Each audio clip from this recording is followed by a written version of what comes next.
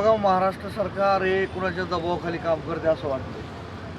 कारण मला महाराष्ट्र सरकारला प्रश्न विचारायचा आहे, तुम्हाला झुंडशाही पाहिजे का लोकशाही पाहिजे? लोकशाहीमध्ये एक माणूस बी आंदोलन करू शकतो. आता ह्या ठिकाणी आम्ही लोक बोलवलेले नाही, कारण उपोषण करायला लोकांची काय गरज आहे? इथं आम्ही सगळं पॅक करू शकतोय. आम्ही संघटनेत काम करतो ना, आमचे आहेत ना समर्थक, आम्ही लोक करू शकतो. पण ताते पाटील काय म्हणले की आपण लोकशाही मार्गानं सरकारला प्रश्न विचारू ना, सरकारला मागणी मान्य करू. त्यामुळे लोकशाहीनं इथं बसतोय.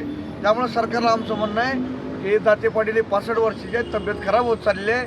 त्यामुळे दाते पाटलाचं उपोषण तुम्ही सोडा, नाहीतर याचे फार मोठे दुरागामी परिणाम या महाराष्ट्राच्या राजकारण होतील. एवढं मला या ठिकाणी सांगायचं. आज 9 तारखेपासून आंदोलन सुरू आहे आणि प्रशासनाचं कुठलीच भूमिका घेतलेली नाही आहे. त्यांना तब्येत एवढी खालावली चाललेली आहे आणि प्रशासन याकडे गांभीर्य घेतच नाही. प्रशासन गांभीर्याने घेत नाही. काही राजकीय नेते आले, त्यांना आम्ही बोललो, त्यांना आम्ही सांगितलं. त्याचबरोबर आपल्या शहराचे पालकमंत्री शिरसाट साहेब आले, त्यांनी विचारपूस केली, आपल्या मागण्याबरोबर चर्चा केली आणि त्यांनी आश्वासन दिलं की उद्या म्हणजे मंगळवारी आम्ही मंत्रालयामध्ये कॅबिनेट बैठकीमध्ये हा विषय घेऊ, मुख्यमंत्र्याबरोबर आणि सहकार्याबरोबर चर्चा करू आणि विषय मार्गी लावू, असं त्यांनी आश्वासन दिलेलं आहे. परंतु प्रशासनातर्फे कुठलाही अधिकारी आतापर्यंत दाते पाटलाच्या तब्येतीची चौकशी करायला आला नाही आणि तुमच्या मागण्या काय आहेत ह्याबद्दल आलेलं नाही. त्यामुळे ह्या गोष्टीचा आम्ही तीव्र शब्दात निषेध करतो. चला, तुमचं नाव सांगा दादा. माझं प्राध्यापक माणिकराव शिंदे पाटील. ताई, काय सांगाल? आज 9 तारखेपासून आंदोलन सुरू आहे, अजून प्रशासनाने इकडं बघितलं सुद्धा नाही. कसं बघतं आपण याकडे? खेदाचीच बाब आहे, प्रशासनाने अजून बघितलेलं नाही. एवढ्या अभ्यासक माणसाकडे एवढं दुर्लक्ष होतं आहे हे व्हायला नको आहे.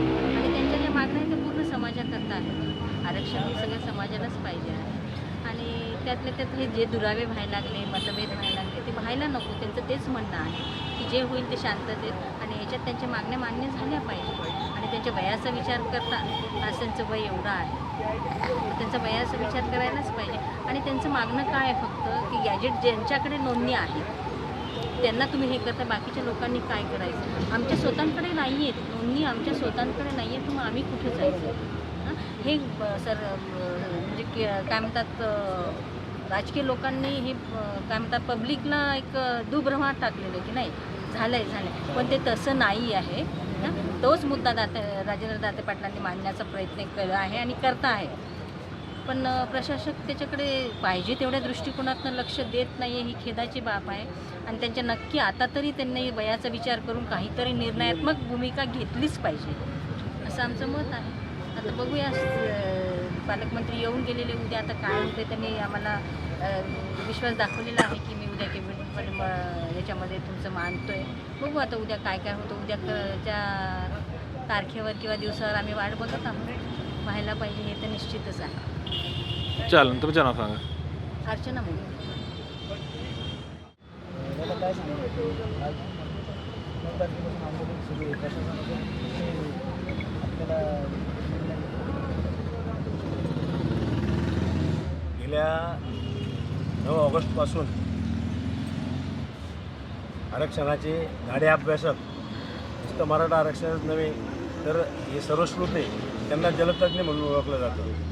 त्यांच्याकडे डॉक्टरेट आहे असे डॉक्टर राजेंद्र पाटील दाते पाटील हे आज 9वा दिवस आहे, उपोषणाला बसलेले आहेत. आता खरं वाटतं एक शासनाने या गोष्टींची दखल घेणं गरजेचं आहे.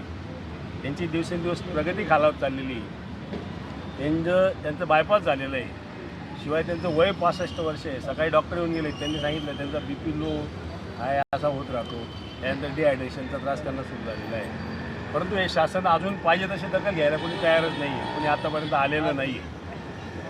आणि महत्त्वाचा विषय म्हणजे यांची जी ओळख एक अभ्यासू आणि वैचारिक पात्रता असलेला माणूस, हे इतकं मोठं काम करत आहे. खरं वाटतं सरकारने अशा माणसाचं उपोषण सोडण्यासाठी आणि मागण्या मंजूर करणं तर हे त्यांना गरजेचंच आहे, परंतु उलट त्यांचा सत्कार केला पाहिजे मी तर म्हणतो. कारण सध्या जे वातावरण झालेलं आहे या आंदोलनांमुळे, मराठा आणि OBC जे वाद सुरू झालेले आहेत तो वाद संपला पाहिजे, तो वाद मिटला पाहिजे. दोन समाजामध्ये होणारी जी दरी निर्माण होते ती थांबली पाहिजे आणि सौहार्दाचं वातावरण झालं पाहिजे, अशी यांची भावना आहे. यांचं जे म्हणणं आहे की बघा आम्ही राजकीय आरक्षण मागत नाही आहे, दाते पाटलांच्या ज्या मागण्या आहेत त्याच्यामध्ये राजकीय आरक्षण ते मागत नाही आहे.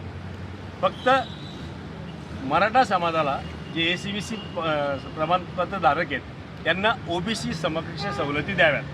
म्हणजे आमच्या मुलांना शिक्षण घेता यावं, त्यांच्या वसतिगृहाचा विषय असेल, फीसचा विषय असेल किंवा नोकरीच्या संदर्भातली पात्रतेच्या वयाची अट असेल, त्या शिथिल OBC प्रमाणे सवलती असं आमचं म्हणणं आहे. दुसरा विषय जो आता सरकारने सांगितलं की हैदराबाद गॅजेट लागू झालं आणि मराठवाड्यातल्या मराठ्यांना प्रमाणपत्र मिळतं आहे, परंतु वास्तविकता तशी नाही आहे. ज्याच्याजवळ OBCची कुठली तरी कुणबीची नोंद असेल आणि वंशावळ जुळत असेल त्यालाच ते मिळतं आहे, सरसकट कुणाच मिळत नाही आहे. म्हणून त्याच्या बाबतीत खुलासा करावा असं दाते पाटलांचं म्हणणं आहे. तो संभ्रम दूर करावा आणि त्याच्या व्यतिरिक्त जे वेळोवेळी सरकारने सांगितलं की आरक्षण आंदोलनादरम्यान जे गुन्हे दाखल झाले ते रद्द करू पण अद्याप ते झालेलं नाही. ते 15 दिवसाच्या आत रद्द करावे. सारथी संस्थेला 5,000 कोटीचा निधी मिळावा. अण्णासाहेब पाटील विकास महामंडळाला 10,000 कोटीचा निधी मिळावा. आणि मराठा आरक्षणासाठी जे सर्वात प्रथम हुतात्मे झाले कायगावचे काकासाहेब शिंदे पाटील आणि इतरही जे हुतात्मे झाले त्यांच्या स्मरणार्थ त्या कायगावमध्ये 1 एकर जमीन द्यावी आणि 5 कोटीचा निधी देऊन ते भव्य असं स्मारक उभा राहावं. अशा इतक्या सरळ मागण्या आहेत की जे राज्य शासन सरळ करू शकतं. म्हणजे जर ठरवलं तर 1 तासात GR काढू शकतो. त्याच्यात काही केंद्राची याची त्याच्यात आणि आम्ही कुणात आम्हाला वाटा द्या असा काही विषय. उलट OBC बांधवांनी इथं येऊन दाते पाटलांचं अभिनंदन केलं की तुम्ही खरंच चांगली मागणी करताय. म्हणजे कारण वैचारिक लोक आहे बघा, सर्वसामान्य अनेक लोक आहेत की त्यांना वाटतं की ही दरी निर्माण नाही झाली पाहिजे, हे वाद नाही. आज तुम्ही बघता काय काय स्टेटमेंट करताय, कोण याच्यावर बोलतो तो याच्यावर बोलतो, फार आया बहिणींपर्यंत विषय चाललेला आहे. तर हे सर्व थांबलं पाहिजे अशी दाते पाटलांची प्रामाणिक भावना आहे. म्हणून हे सर्व चाललेलं आहे. आणि तरी सरकारने लवकरात लवकर, कारण यांची दिवसेंदिवस प्रकृती खालावत चाललेली आहे, जर सरकारने दखल घेतली नाही तर मग कुठेतरी उद्रेक होईल. म्हणजे आणि सरकारची तशीच इच्छा असेल तर सरकारने आमचा इतिहासही तपासावा की आम्ही काय करू शकतो. आम्ही किती गेले 35 वर्षापासून आम्ही आंदोलनांमध्ये. म्हणून शासनाने लवकरात लवकर यांच्या डबे, कारण एक लक्षात ठेवा, समाजासाठी राजेंद्र दाते पाटील खूप महत्त्वाचे आहेत, अभ्यासू माणूस आहे. चला तुमचं नाव सांगा. माझं नाव लक्ष्मण शिवाजी शिरसाट.